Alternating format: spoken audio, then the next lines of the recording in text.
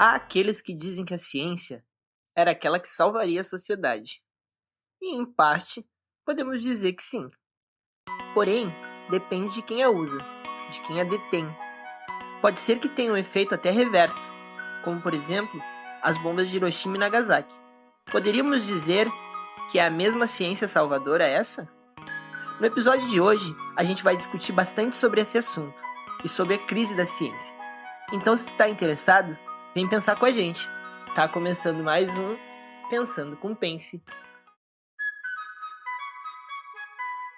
Então, ali ele traz, né, como ele prometeu antes que ele ia trazer, aliás, antes não, no primeiro parágrafo da 40, isso? 40. Isso, que ele vai dizer por que eu estou dizendo que esse paradigma da ciência todo aí que a gente retomou agora está em crise. Aí ele diz que tem razões teóricas e razões sociais, né? E ele começa então trazendo essas teóricas. E é difícil para a gente entender porque a gente não é físico, mas o que vocês conseguem ver é que essas concepções teóricas, elas estão dentro mesmo da ciência, né? Não é um filósofo de fora, a Pri, que é lá da pedagogia, criticando a ciência. Não, são os próprios cientistas que seguem a metodologia científica, que fazem suas pesquisas, que começam a ver como ela vai não se sustentando tanto como a grande verdade das coisas e a única solução para tudo, né? Então, essas condições teóricas, ele vai marcando isso. Como dentro da própria especialização da ciência, a gente produziu tanto conhecimento científico que chegou num ponto que ele não está mais se sustentando sozinho. E aí ele vai mostrando cada um desses ele cita, né, os autores específicos e os cientistas que começam a questionar um pouco todas essas certezas científicas que a gente tem. E ali já no primeiro parágrafo ele diz, né, essa crise não é só profunda, como também é irreversível, a ponto de a gente estar numa nova revolução científica, né, de repente criar um novo paradigma, é a mesma discussão que o Foucault faz mais adiante. Então quem sabe o que vai vir agora vai ser uma nova coisa, que a gente não sabe bem o que é. Mas essa crise é a mesma crise que a gente leu lá no Chalmers. Exato, mesma coisa, sim, tudo cada um foca por um lado diferente, né? Aqui ele é sociólogo, então ele fala um pouco, vai falando dessas condições sociais, mas é a mesma crise, mesma coisa. A mesma crise que a gente fala quando fala dessa contraponto, assim, né? Modernidade e pós-modernidade, né, Tanis? Tipo, a pós-modernidade dá uma sacudinha dando aquelas certezas que a modernidade tinha. Então também pode-se dizer que é uma crise. Tanto que lá no início do livro, vocês viram aqui no Boaventura, que ele fala, a gente está num tempo de transição, né? Lembram? A gente sempre retoma isso também quando a gente fala de estudos pós-modernos, etc. Parece que é uma coisa assim meio de transição. E a Pri sempre diz, mas a gente não abandonou a modernidade. Não, a gente ainda está lá, a gente está bem regradinho, a gente acredita ainda na ciência, alguns, né? Nem dá mais para dizer isso, é complicado. O que a gente está fazendo agora, tu consegue perceber bem, assim, essa que está bem dentro da modernidade, parece. Forma como a professora fala, assim. Que professora? Eu? Não, essa disciplina que a gente está fazendo da produção de conhecimento científico. É bem? Ela deve ser bem dentro da hora. Que ela tá bem no início ainda, né? Assim, mas dá para notar bem esses traços marcados, assim, da modernidade. Só que ela não fala modernidade, né? Mas tu consegue percebendo, assim. Sim, legal. Eu acho que essa crise ela vai em torno também dessa coisa do bem-estar social que a ciência no início de tudo prometia, né? Que a gente, ao desenvolver o conhecimento científico, a gente alcançaria um bem-estar social, uma qualidade de vida, que com o passar do tempo a gente viu que essa qualidade de vida e esse bem-estar social não aconteceu.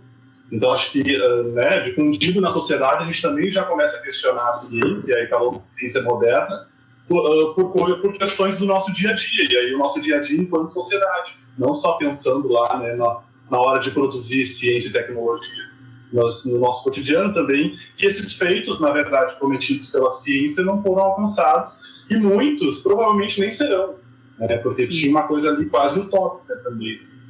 Quando falo em crise, na verdade, por que eu puxei tudo isso? Porque quando falo em crise, na verdade, é sempre o que me vem. Quando fala crise, né, da modernidade e tudo mais. Essa questão social, esses pontos aí, sempre é o que me chama mais a atenção. Me vem aquela ideia, assim, é uma promessa de que as descobertas científicas chegariam a montar uma sociedade assim. Mas não chegou, né? Olha a desigualdade que a gente vê, nem todos têm acesso a tudo, etc, etc. Então, E ali também que a Tanise falou, ali no segundo parágrafo da 41, né, a primeira frase. E a Tanise comentou, foi a mesma crise que a gente leu no Chalmers. Exato, cada um vai analisar por um lado, digamos assim, que é o que ele coloca ali, né? A crise do paradigma dominante é o resultado interativo de uma pluralidade de condições. Então a gente pode cada vez olhar por um ângulo.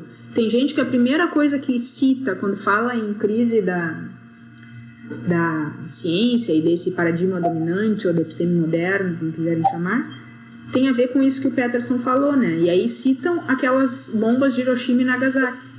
Quer dizer, se descobriu a fissão nuclear, se descobriu como fazer bomba atômica e se usou isso por um mal, entre aspas, né? Então ali vem uma crítica de dizer, bom, até que ponto o conhecimento científico traz coisas boas para montar uma sociedade mais justa, igualitária e boa para todos, etc. Então esse é um outro olhar também de análise que às vezes é feito. E é bem comum esse olhar nos livros de ensino de ciências. É um dos das críticas mais comuns, assim. É que é como se a ciência fosse uma ferramenta e aí tu usa a teu favor e aí depende de quem tu é, né? Sim, exato. Até acho que quem fez e quem descreveu e descobriu, entre aspas, lá, como se faz a fissão nuclear para gerar a bomba, não pensou em coisas negativas a princípio. Mas se fez o uso depois militar disso, enfim, né? Armamentista, e deu a merda que deu, né? Dentro da guerra. Quem vai fazer uma bomba não vai dizer coisa negativa, meu Deus. Não, quem fez a bomba sim, mas quem descreveu o princípio lá da fissão nuclear, sabe? Da física, tipo da bomba H, que ele consegue explodir e aí ele gera muita energia. A pessoa que descobriu isso não pensou em bomba, né? Depois que usaram pra... Quer dizer, isso eu acho, né? Vou matar a gente com isso aqui. O que é Molotov?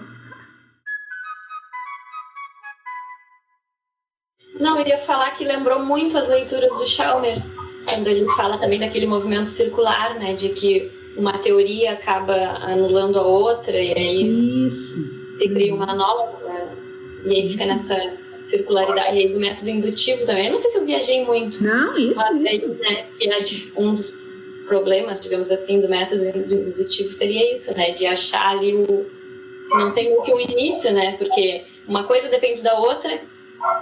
Mas eu acho que eu já estou desviando um pouco. Não, e o método indutivo a gente vai fazer agora o link, ó. Te lembra outra característica do método indutivo? A gente observa as coisas e aí conclui a lei, né? Para te observar, tem que observar o maior número possível de coisas. Como é que tu vai observar o maior número possível de coisas lá na porra do planeta, que é super longe, etc? Muito difícil. Então daí também, ó, já traz essa ideia da dificuldade do indutivismo para analisar essas coisas distantes. Tanto que mais adiante ele fala, não sei se é aqui, isso, é ali na 42, ó. Mais pro final da linha, mais pro final, assim, que ele coloca. Essas coisas distantes, esses acontecimentos distantes não podem ser verificados. Eles só podem ser definidos. Então tu chuta a estatística, a probabilidade, etc, etc, etc. Se é provável, se talvez aconteça, já não é tão firme, tão sólido e tão absoluto como a ciência moderna quer dizer. Então já dá uma balançada ali nos pilares que sustentam ela. Eu marquei ali ainda na 41, no final do segundo parágrafo, a última frase, do aprofundamento do conhecimento permitiu ver a fragilidade dos pilares em que se funda, que foi meio que já estava se falando, né? Dessa ideia de que quanto mais a gente se aprofunda em algo, mais se percebeu, né, que tinha algumas falhas, que não era tão perfeito assim, né? Porque eu fui fazendo essas caras todos e ainda usava eles, né? Tipo, o pai de não sei o quê, o pai de bababá, como se não houvesse fato, como se fosse perfeito, né? E considerados uma divindade, enfim, seres superiores. E na realidade não é, né? Tem sim fragilidade e teve muito ainda que desenvolver até hoje, né?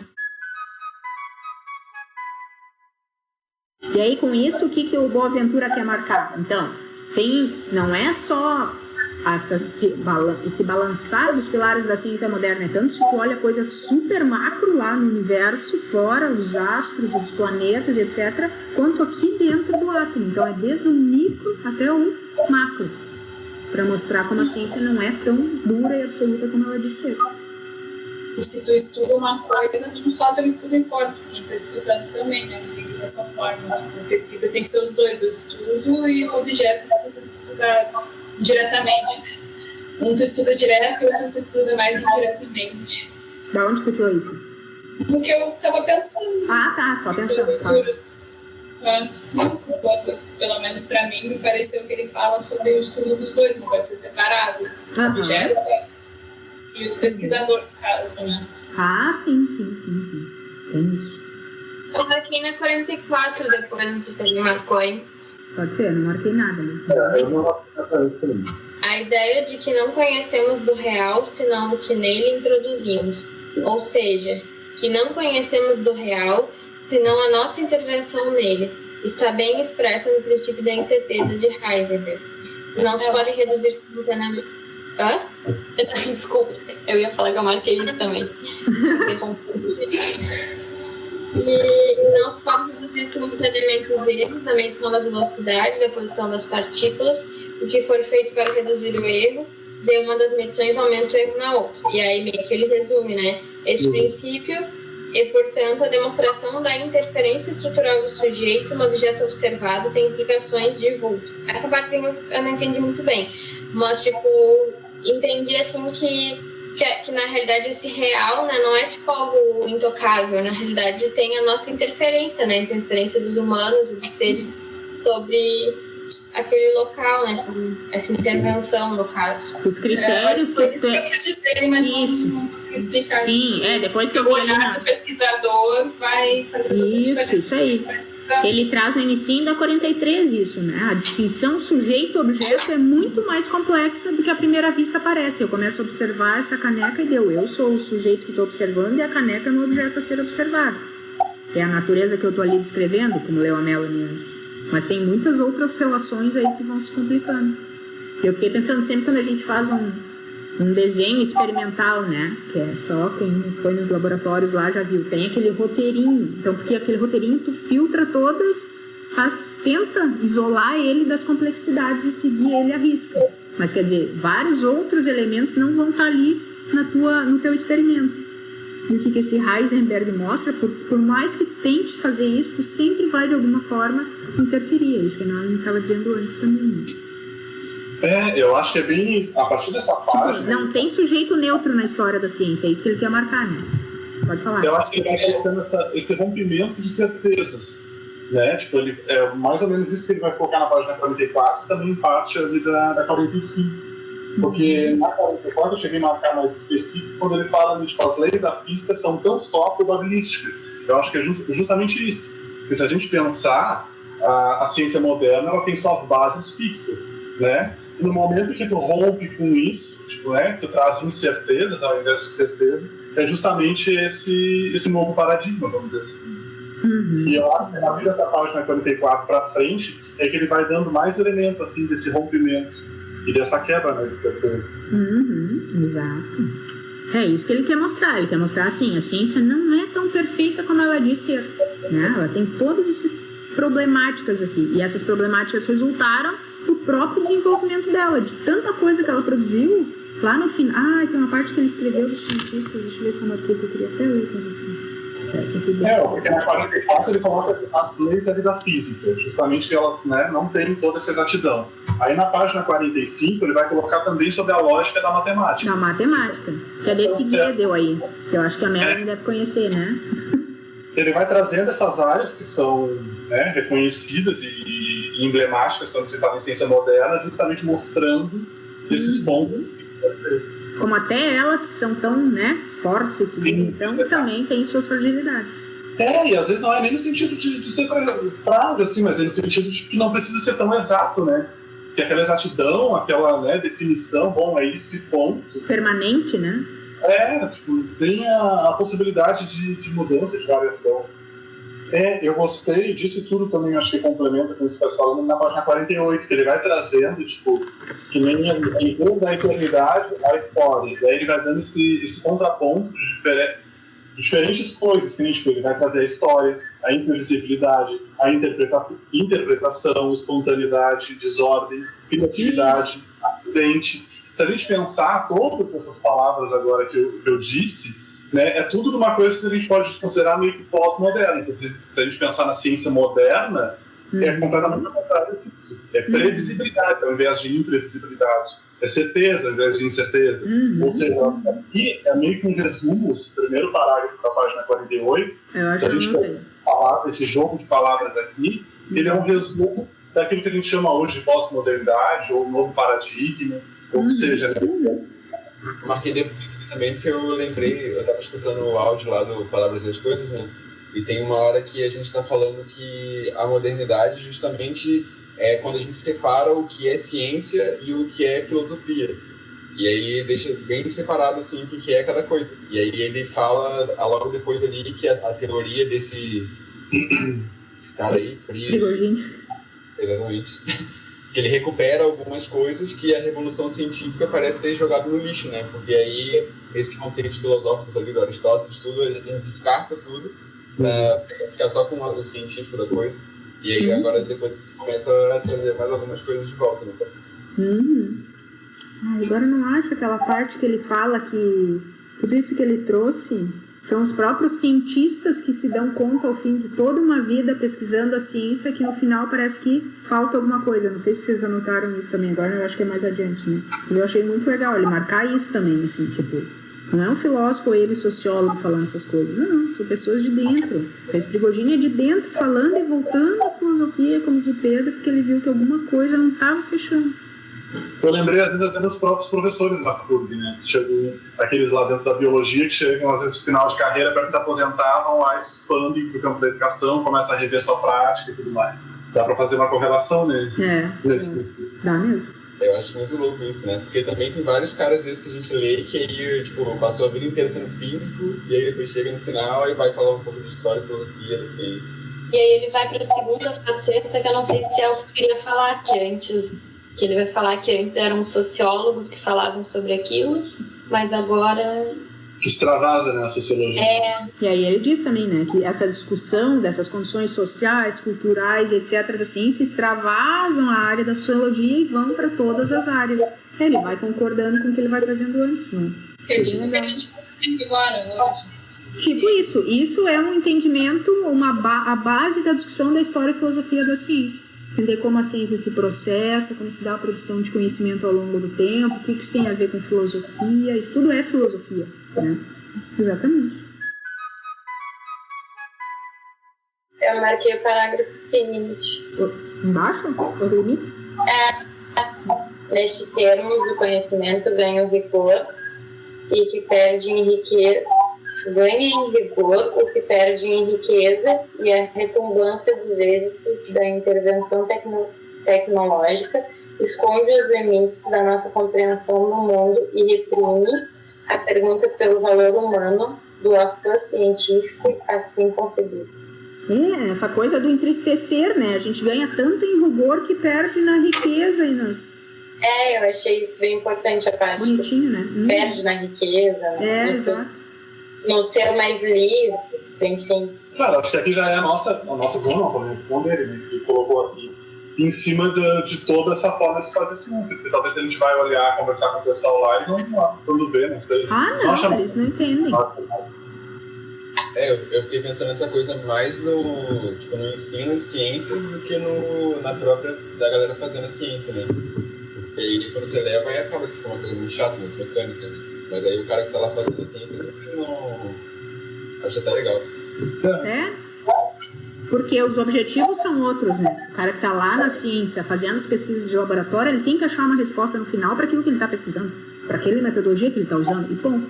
E no ensino de ciências, não. A gente pode trazer esses elementos e questionar. E ao pensar a ciência como uma construção humana, dependente de contexto social, como mais um processo, vai te mostrar outra ciência para os alunos, vai ser uma ciência mais aberta do que não aquela chatinha, quadradinha que a gente ensina normalmente, né? E que é uma coisa que dá ao nosso alcance, né? Se a gente pensar enquanto professor, isso a gente pode fazer, porque levar essa discussão, por exemplo, para a FAC, ou discutir com eles de alguma forma, não dá ao nosso alcance, a princípio. Né? Mas pensar em tudo isso, em como a gente talvez reformular nossa prática, desenvolver as metodologias de ensino, eu acho que aí dá super alcance e a gente consegue, né, operar, desenvolver com essas coisas que a gente está discutindo. Porque senão também, às vezes, claro, não que tudo tem que ter uma aplicação, mas às vezes perde o sentido, dependendo de como for. Né? Porque a gente está discutindo aqui, aí eles estão fazendo lá, então eles vão fazendo do mesmo jeito, a gente vai continuar discutindo aqui e é isso, ponto. Mas acho que não, né? O nosso discutir aqui, além de trazer todas essas questões e tudo mais, nos possibilita também pensar no ensino de ciências. Na nossa atividade docente, né? Exato, e também transformar, não que seja, né, problema só teorizar pouco, mas também é uma coisa que eu gosto também de fazer e pensar, de trazer e aplicar na prática, né? E não ficar só lá, tipo, é isso, que legal, tá, e aí? Depois disso você fala. Sempre. Tá, indo mais além, eu tava pensando aqui, aí daqui a pouco esse teu aluno se forma, entra pra biologia, e ele até gosta da FAC, vai pra FAC, mas sabendo de tudo isso. Sim. Com outro, né?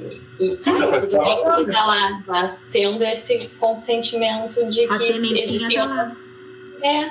Não, mas eu tenho, o Persson falou que... Desculpa, meu. Essa pequena experiência, esse pequeno olhar já pode mudar alguma coisa, né? Sim. Porque também a gente precisa de pessoas lá, né? Exato, precisamos, claro, em todas as áreas. E aí nós estamos lá, depois falando do rigor e comentamos um pouquinho. E ali só no fim da 54, depois de onde a Pri leu, que é o último parágrafo, que eu achei interessante, que ele faz um pouco essa crítica do quantitativo e do qualitativo, né? Não sei se vocês pensaram nisso também. Que a gente coloca tanto rigor naquele quantitativo da matemática que o qualitativo se perde. É um pouco que a gente fala, e por isso o qualitativo se perde, a produção científica mais triste, né? Mas eu fiquei pensando que até nos nossos estudos também, o que a gente enfoca mais até é o qualitativo, né? Do que o quantitativo. A gente até usa números lá, de alguma forma comenta, mas o qualitativo na área da educação é mais potente do que o quantitativo. Então, talvez por isso até a gente seja menos científico, como eles dizem. Né? E menos tristes. E mais felizes, exato. Eu marquei bem no início da 56 ali, segunda frase, vocês anotaram? Os objetos têm fronteiras cada vez menos definidas. Eu achei bem legal. Porque antes ele vem falando da especificidade da ciência, né? Cada um se especializou numa coisa, um ia cravada de gafanhoto, o outro na plantinha não sei qual, a outra nos gatinhos não sei qual. E aí o que ele vem trazendo aqui, nessa nova era, esse novo contexto, a crise, a gente vê o gatinho não está isolado, ele está vivendo em um determinado lugar e por isso ele é adaptado a esse lugar, e aí ele se relaciona com outro organismo, então as fronteiras são meio indefinidas, assim. Achei legal essa parte. O que vocês marcaram, então, no 56? Eu marquei o próximo parágrafo ali, mas é só um resuminho, na verdade, né? Que ficou dito no início desta parte, que a crise do paradigma da ciência moderna se explica por condições teóricas, que foram essas que a gente já falou, né? Que acabei de apontar. E pelas condições sociais, e ele não traz as condições sociais, ele é um sociólogo, né? Ele até fala, né? Essas últimas não podem ser aqui detalhadas. Porra! Ele só fala por cima. Então é isso, pessoal. Muito obrigado para todos que nos acompanharam até agora e fiquem ligados no próximo episódio que vamos discutir um pouco sobre o paradigma emergente. Também é sempre bom comentar. Nos sigam nas nossas redes sociais para sempre ficar atualizado sobre os próximos lançamentos. Tchau, tchau!